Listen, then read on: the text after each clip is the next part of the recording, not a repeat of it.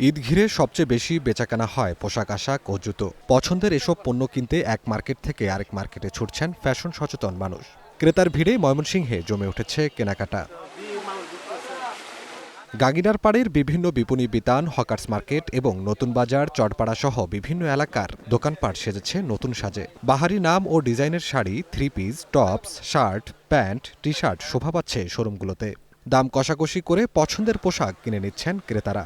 সবার জন্য এখনো কেনা হয়নি, অর্ধেক কেনা হয়েছে, আবার কিছু বাকি আছে।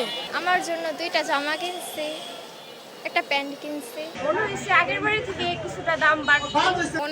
অনেক বেশি কিছু কিছু জিনিস হচ্ছে প্রত্যাশিত, আবার অপ্রত্যাশিত আসছে। দাম একটু বেশি থাকলেও ভালো বিক্রি হওয়ায় খুশি দোকানিরা। আগের বছরের থেকে এই বছর একটু বেচাকেনা আর কি ভালো হচ্ছে। চলতেছে, ভালোই আছে, বেচাকেনা খারাপ না। ভালো বেচাকেনি আছে, আল্লাহর রহমত। আল্লাহ সারা বাংলাদেশেই আছে। গত বছর এইবার ব্যবসা অনেক ভালো। ক্রেতা বিক্রেতার নিরাপত্তায় সতর্কতামূলক ব্যবস্থা নেওয়ার কথা জানান অতিরিক্ত পুলিশ সুপার আব্দুল্লাহ আল মামুন। প্রচুর পরিমাণে পুলিশ আমরা বিভিন্ন জায়গাতে, গুরুত্বপূর্ণ জায়গাতে মোতায়েন করেছি। চুরি, ছিনতাই এবং চাঁদাবাজি প্রতিরোধে আমাদের সর্বোচ্চ যে সক্ষমতা আছে এবং আমরা জিরো টলারেন্স নীতি ঘোষণা করেছি, যে এখানে যে কেউ এর সাথে যুক্ত বা যদি কেউ তাকে সহায়তা করে, যদি তাকে কেউ মদত দান করে, আমরা তার বিরুদ্ধে অ্যাকশনে যাব। ঈদ উপলক্ষে বাতিল করা হয়েছে সাপ্তাহিক ছুটি, ফলে সপ্তাহের 7 দিনই খোলা থাকছে মার্কেট। আফরাজ জমিন, গ্রিন নিউজ ডেস্ক।